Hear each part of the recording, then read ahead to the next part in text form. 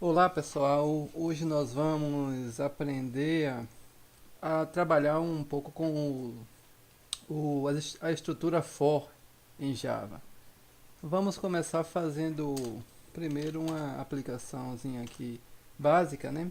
Onde eu vou estar apenas imprimindo na tela os valores do last for. Primeira coisa, qual é a estrutura do last for? Você vai ter o for, indicando que você vai ter uma estrutura de repetição. Você vai ter aqui o contador, que no caso eu estou utilizando o i, da onde ele inicia. Nesse caso ele vai iniciar do zero. A minha condição, enquanto i for menor que 10, e o incremento, né, que eu vou estar incrementando no caso aqui de 1 em 1. Isso aqui é a mesma coisa que eu fizesse assim, i é igual a i mais 1. Então aqui, como sabemos, é o incremento. O incremento ele vai estar incrementando de 1 em 1. Então eu vou estar apenas imprimindo isso aqui na tela. Então eu vou dar aqui um System Out println para estar imprimindo em cada nova linha. E o que é que eu vou estar imprimindo em cada nova linha? Em cada nova linha dessa, eu vou estar imprimindo o valor de i.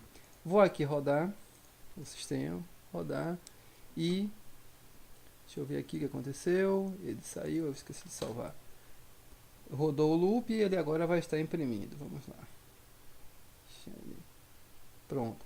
0, 1, 2, 3, 4, 5, 6, 7, 8, 9. Por quê? Eu estou iniciando em 0, estou indo até 9. Por quê? Eu estou indo até 9 porque eu coloquei aqui ó, menor que 10 e não menor ou igual a 10. Se eu coloco menor ou igual a 10, ele vai até 10.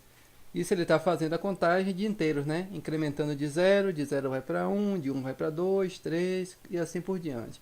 Vamos agora executar com um menor ou igual a 10. Então nós vemos agora que ele vai de 0 até 10. Vamos supor que eu quero fazer aqui a soma de cada valor com o anterior. Então eu vou criar aqui uma variável int soma. Vou iniciar ela como 0. Iniciar a variável soma como 0.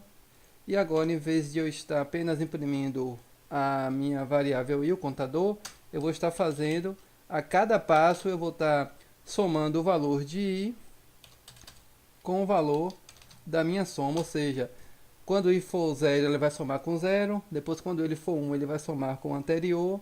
E vai fazendo a soma e a variável soma vai sempre assumindo um novo valor. Vamos ver isso aqui como fica. Primeiro eu vou imprimir aqui soma. Vamos lá executando. Ele está fazendo aí. E aí ele vai acabar imprimindo para nós a soma. Olha lá. Então, primeira coisa, 0. Soma é 0. O primeiro i é 0. 0 mais 0, 0. Continua como soma 0. Segundo i é 1. 1 mais 0, 1. Terceiro i, 2. 2 mais 1, 3. 3 mais 3, 6. 4 mais 6, 10. Aí você veja que eu estou imprimindo a soma. Já estou fazendo uma operaçãozinha com esse valor de i. Vamos supor que eu quero verificar se essa soma é par ou ímpar. E vou imprimir isso também na tela. Então eu vou criar aqui uma estrutura agora de decisão, um if. Opa. If. O que é que eu vou utilizar? Eu vou utilizar o operador módulo, porque eu quero só saber o resto da divisão.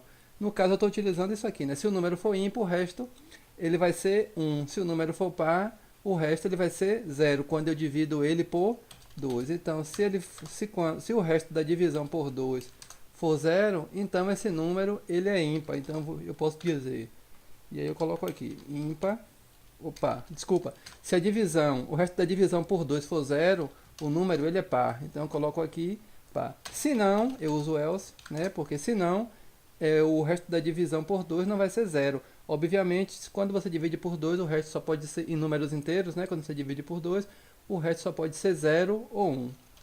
Então, se não acontecer isso, você pode dizer que o número é ímpar. A cada interação, ele vai ver se a soma vai ser par ou ímpar e vai imprimir para a gente o valor do... Só vai imprimir dizendo se o número é par ou ímpar. Vamos lá executar isso aqui.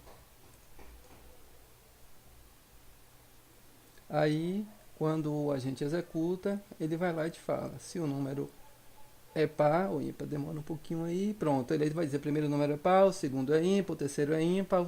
Mas aí você não está vendo o número. Então, eu vou agora fazer uma concatenação aqui para estar mostrando também o número par ou ímpar. E o número que eu quero mostrar vai ser sempre vai ser soma. Então eu vou concatenar aqui com soma. Vou executar novamente.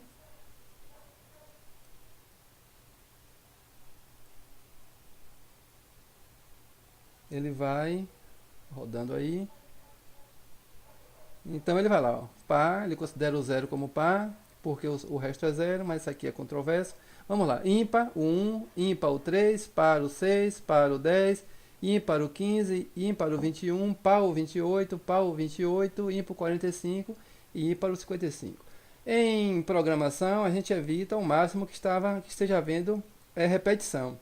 Eu estou repetindo aqui o comando imprimir duas vezes, sendo que eu não preciso disso. Eu poderia criar uma variável auxiliar que eu vou chamar ela do tipo string, que eu vou chamar ela de prefixo. Então, meu prefixo vai ser o valor só indicando se é par ou ímpar e com aquela barrinha ali. Prefixo, e nesse caso aqui ele vai ser o par com a barrinha, é isso aqui. E nesse caso aqui o prefixo ele vai assumir o valor de, aqui eu botei maiúsculo, e ali ele tá, e aqui ele é o minúsculo, como é o certo. E prefixo aqui vai assumir o valor, no caso contrário, de ímpar, para evitar a repetição. Ímpar. Aí eu estou evitando já a repetição, já defini o valor aqui do prefixo. Se for aqui vai ser par, se for aqui vai ser ímpar. E aqui embaixo, quando eu for imprimir, eu vou imprimir só o prefixo. Vai ser prefixo mais a soma, ou seja, ele vai, se for par, ele vai cair aqui e aqui ele imprime. Se for ímpar, ele cai aqui e imprime aqui. Eu evito de estar repetindo o comando imprimir nova linha duas vezes. A gente sempre procura evitar a repetição. Vamos ver aí o resultado final. Ele está executando aqui. Vamos lá, o mesmo resultado, tá vendo? Ímpar, ímpar, par, par. Aí aqui eu posso limpar dar uma limpada no código. Não vou usar mais aqui que eu comentei. Pronto. Aí, nesse vídeo aqui eu mostrei o básico como usa a estrutura for de repetição for, e aqui como se usa um pouco do if e do else, como você evita alguns tipos de repetição, e ainda aprendemos a utilizar o comando módulo, né, que mostra o resto da divisão. Como no caso eu queria saber se é par ou ímpar, é só fazer o teste da divisão por 2. Se der igual a 0 é par, o resto. Se der igual a 1, é ímpar. Então foi isso aí, gente. Obrigado.